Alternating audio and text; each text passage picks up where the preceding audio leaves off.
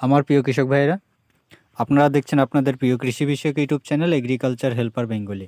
প্রিয় কৃষক ভাইয়েরা, আজ আমরা এই ভিডিওতে আলোচনা করব বোরো ধানে আপনারা কি আগাছানাশক ব্যবহার করতে পারেন, যার ফলে আপনারা কিন্তু ধানের চাষে আপনারা অনেকটাই খরচকে বাঁচিয়ে নিতে পারেন। কারণ আমরা সকলেই জানি আগাছা কিন্তু জমির ভীষণভাবে ক্ষতি করে থাকে, বিশেষ করে ফসলের দিকে। এই আগাছা যদি আপনার জমিতে বেড়ে যায় তাহলে আপনার ধান গাছের বৃদ্ধি কিন্তু অনেকটাই কমে যাবে, আপনার ধান গাছের গ্রোথ ঠিকঠাক মতো আসবে না।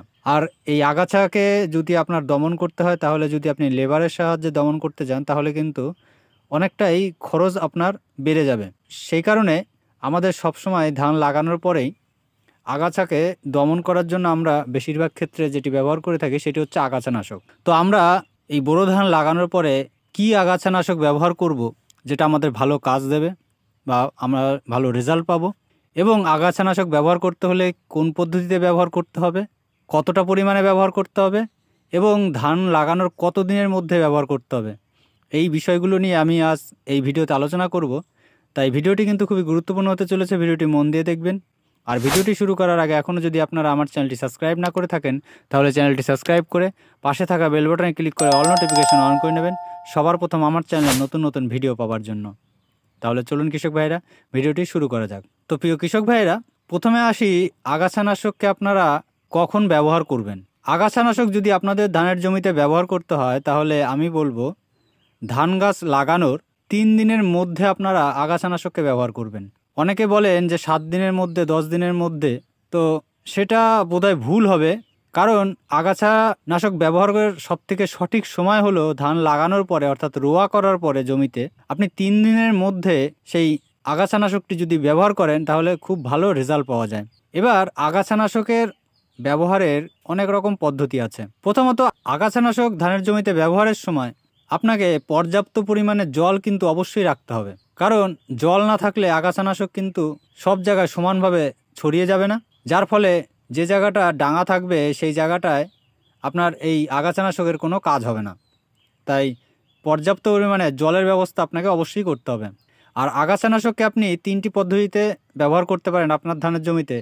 একটি হলো স্প্রের মাধ্যমে, একটি হলো এই আগাছানাশককে আপনি কিছুটা পরিমাণে যে চালের কুড়ো পাওয়া যায় সেই কুড়োর সাথে মিশিয়ে আপনি জমিতে ছিটিয়ে দিতে পারেন, এবং সবথেকে যেটি ভালো পদ্ধতি সেটি হলো আপনারা মূল জমিতে ইউরিয়া সার না দিয়ে সেই ইউরিয়া সারটিকে আপনারা এই আগাছানাশকের সাথে মিশিয়ে 3 দিনের মধ্যে, অর্থাৎ ধান লাগানোর 3 দিনের মধ্যে আপনারা যদি ছিটিয়ে দেন তাহলে আপনার নাইট্রোজেনের অভাবটা পূর্ণ হচ্ছে জমিতে, এবং তার সাথে সাথে আগাছাও দমন হচ্ছে। তো আপনারা সবথেকে ভালো হয় ইউরিয়ার সাথে আপনার আগাছানাশকটি যদি জমিতে ছিটিয়ে দেন। এবার আসি আমরা আগাছানাশক কি ব্যবহার করতে পারি। প্রথমত, ধানের আগাছানাশক যে টেকনিক্যালের আগাছানাশক আপনারা ব্যবহার করতে পারেন তার মধ্যে পাইরোজা সালফুরান ইথাইল 10% WP, এই টেকনিক্যালের আপনারা আগাছানাশককে আপনাদের ধানের জমিতে ব্যবহার করতে পারেন। আপনারা এটি বাজারে পাবেন ইউপিএল কোম্পানির সাথী নামে। আপনারা এছাড়া অন্য যে কোনো কোম্পানির যদি পান তাহলেও আপনারা সেটি ব্যবহার করতে পারেন। তো এটি আপনারা কতটা পরিমাণে ব্যবহার করবেন? এই পাইরোজা সালফুরান ইথাইল এটি আপনারা ব্যবহার করবেন 1 বিঘা জমির জন্য, অর্থাৎ 33 শতক জমির জন্য মাত্র 20 গ্রাম। এছাড়া আপনারা ব্যবহার করতে পারেন পিটিলা ক্লোর 50% EC, এটি একটি খুব ভালো আগাছানাশক ধানের জন্য। এটি আপনারা বাজারে পাবেন সেনজেন্টা কোম্পানির রিফিট নামে, এটিকেও আপনারা ব্যবহার করতে পারেন। এটি আপনারা ব্যবহার করবেন প্রতি 1 বিঘা জমির জন্য, অর্থাৎ 33 শতক জমিতে মাত্র 200 ml। এছাড়া আপনারা ব্যবহার করতে পারেন অক্সাডায়ারজেল 80% WP, এটি আপনারা বাজারে পাবেন আদামা কোম্পানির অক্সাইমেইন নামে, এটি আপনারা ব্যবহার করবেন প্রতি 1 বিঘা জমিতে, অর্থাৎ 33 শতক জমিতে মাত্র 15 গ্রাম।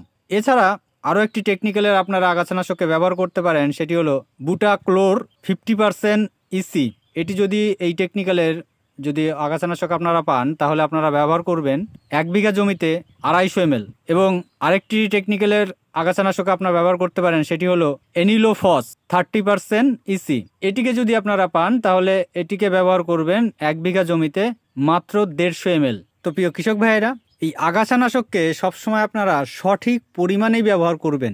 কারণ আগাছানাশক এরকম একটি ওষুধ যেটি আপনার বেশি পরিমাণে ব্যবহার করলে আপনার ধান গাছের ক্ষতি হতে পারে, আবার এটিকে কম পরিমাণে ব্যবহার করলে আপনার আগাছাকে আপনি দমন করতে পারবেন না। আর সবথেকে বড় কথা, যদি আপনি বেশি পরিমাণে ব্যবহার করে ফেলেন তাহলে আপনার ধান গাছ দেখবেন বসে যাচ্ছে, আপনার ধান গাছের শিকড়গুলো নষ্ট হয়ে যাওয়ার সম্ভাবনা বেশি থাকবে। তাই সবসময় সঠিক পরিমাপেই আপনি এই আগাছানাশককে ব্যবহার করবেন। তো এই যে আগাছানাশকগুলো আপনারা যেটি বাজারে পাবেন, অর্থাৎ এর মধ্যে যে কোনো টেকনিক্যালের ওষুধ আপনারা যে কোম্পানিরই পান না কেন সেটিকে আপনারা ব্যবহার করতে পারেন। তো প্রিয় কৃষক ভাইয়েরা, আশা করছি আমার এই ভিডিওটি থেকে আপনাদের কিছুটা হলেও উপকার আসবে। আর যদি ভিডিওটি ভালো লেগে থাকে তাহলে ভিডিওটিকে একটি লাইক করবেন, ভিডিওটি শেয়ার করবেন এবং কিছু জানার থাকলে অবশ্যই কমেন্ট করে জানাবেন। তাহলে আজ এই পর্যন্তই, দেখা হবে পরবর্তী ভিডিওতে।